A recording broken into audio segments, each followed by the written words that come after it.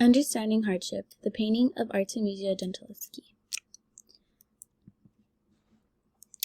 Artemisia Gentileschi was an Italian Baroque painter born in Italy, Rome. She was born on July 8, 1593. She was the daughter of painter Orazio Gentileschi, who encouraged her to paint from a very young age. Orazio was a Caravaggio follower, whom he was also friends with. Artemisia was also inspired by Caravaggio as well. She was known to be one of the best female artists in the Baroque period and as well in art history. Her most famous pieces are Susanna and the Elders, Judith slaying Holofernes, and Madonna and Child. Artemisia did live a troublesome life. Her mother died during childbirth when she was just 12 years old. This left Artemisia and her father to raise her 3 younger brothers. Years after her mother's death, she was raped by one of her father's colleagues, Agostino Tassi. This brought Artemisia pain, and she often expressed this pain through her art pieces, using female antagonists in her artwork and making them the focal point of the art piece. Her suffering was turned into something beautiful, resulting in her being one of the most greatest female artists. She was successful despite living in a time where women were given little to no opportunities. Artemisia's success in Florence. Artemisia married a painter from Florence by the name of Pietro Antonio di Vincenzo. Artemisia moved to Florence with him in 1613.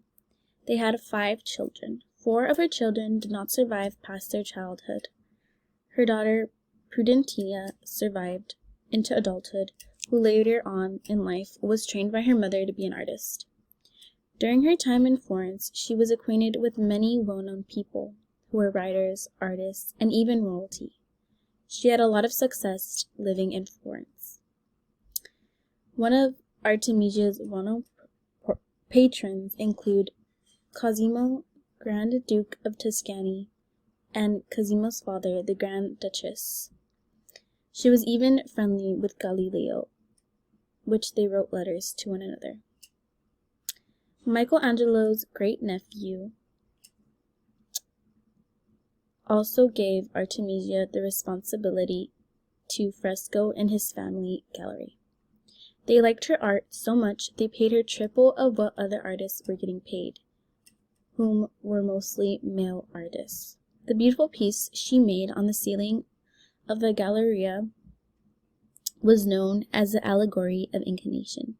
This 1615-1617 oil canvas painting depicts a nude woman with a flowing piece of cloth covering her slightly, who was seated on top of clouds, holding a compass where there is a star on the right top side of the painting. The colors are rich and have beautiful blue undertones. Florence brought Artemisia many great opportunities as a female artist. However, in 1621 she would separate from her husband due to rumors about her affair and return to Rome with her children. Artemisia's rape trial. Artemisia's father, Orazio, highly encouraged her to paint from a very young age. Artemisia would spend hours with her father in his studio, learning how to mix paints, draw, and create wonderful art. Orazio wanted to further his daughter's training in art, so he had one of his good friends and colleagues, Agostino Tassi, train her.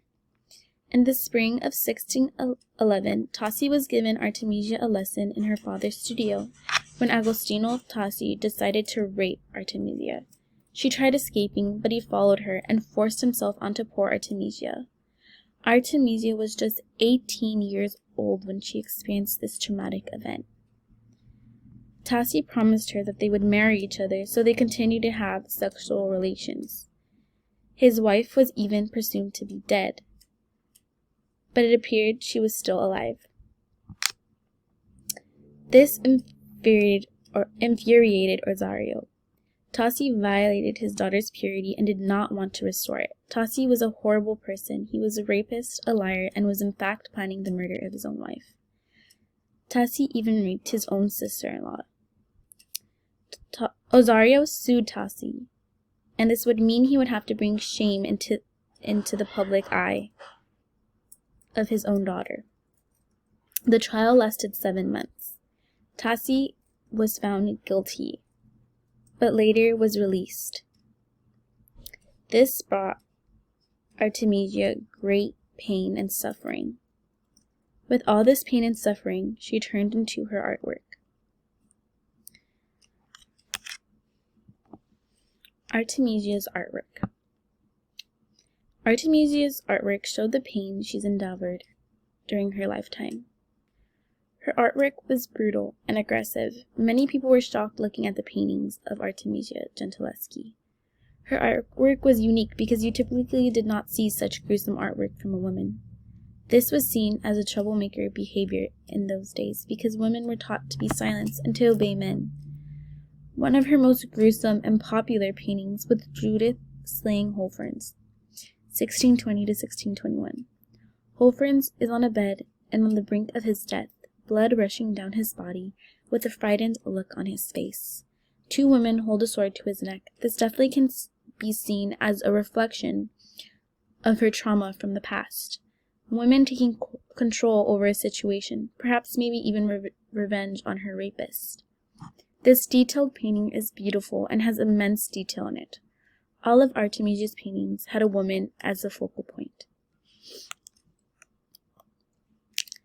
Susanna and the Elders, 1610.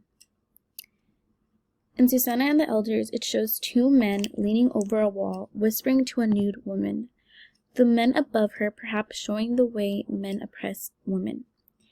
They seem to want to seduce her and maybe a threesome of some sort.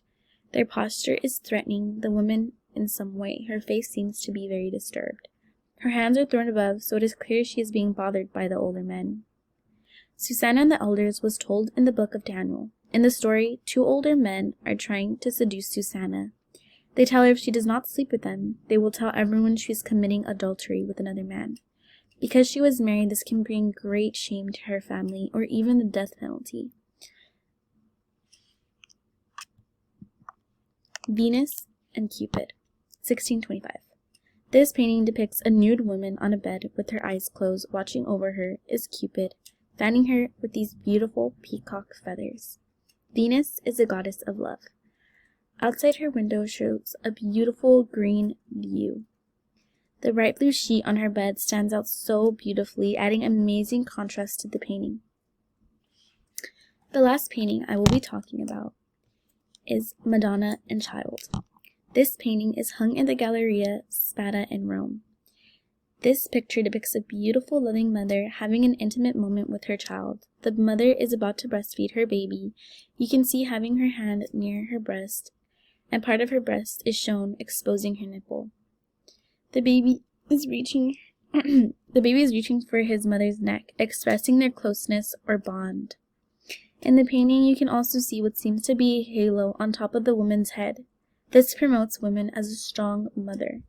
Many of Artemisia's paintings portrayed women as strong warriors. Her Baroque art showed clear detail, exaggerated motion, and the beautiful use of dramatic color. Artemisia Gentileschi was a feminist ahead of her time. Her legacy will go on forever. She was a woman who